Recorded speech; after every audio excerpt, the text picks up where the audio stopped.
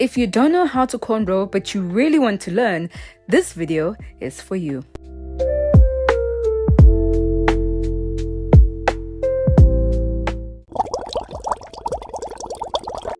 Hey everyone, welcome to yet another video. Before we can even cornrow, you have to know how to braid.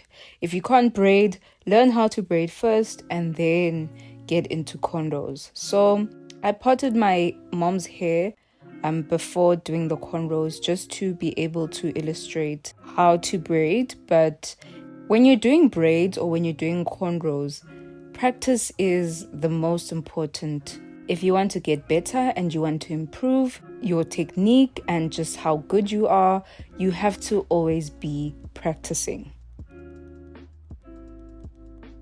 And when you braid, you pretty much have your one part that you will separate into three, and the middle braid is the one that will always be crossed over with another strand. So you just focus on having that middle braid as your focus point and you continue to overlap. And some people will go over that middle braid, they will do it on top or they'll go underneath. It's pretty much up to you.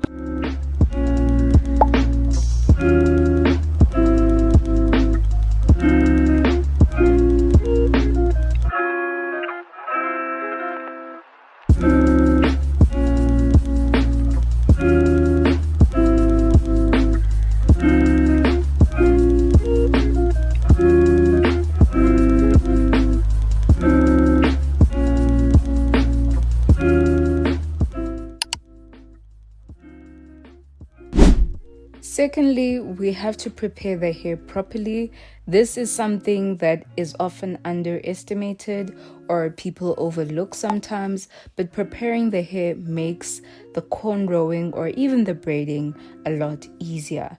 Especially when it comes to natural hair, make sure that it's clean and make sure that it's moisturized. She had these braids in her hair for a few days. I thought it was moisturized, so I just went in with some water, but it actually needed a lot more moisture. But yeah, so hydration first with the water and then follow with whatever moisturizer you have and then seal that with an oil. That was my process. Oil gives slip and so does moisturizer. It also softens the hair and it makes it easier to, manipulate it into that style in a healthy way.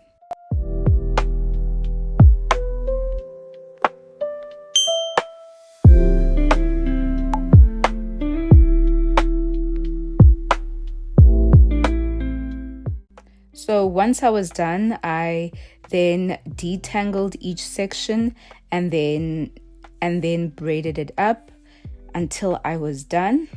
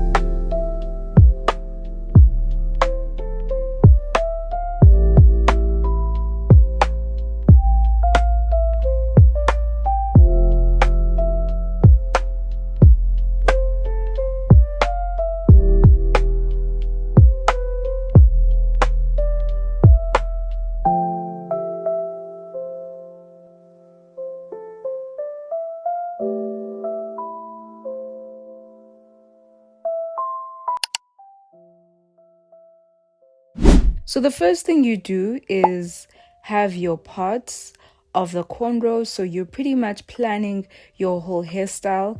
It's easier to do this right from the get-go than just doing it as you go, because you've mapped everything out and you don't have to worry about parting. All you have to do now is worry about your technique, right?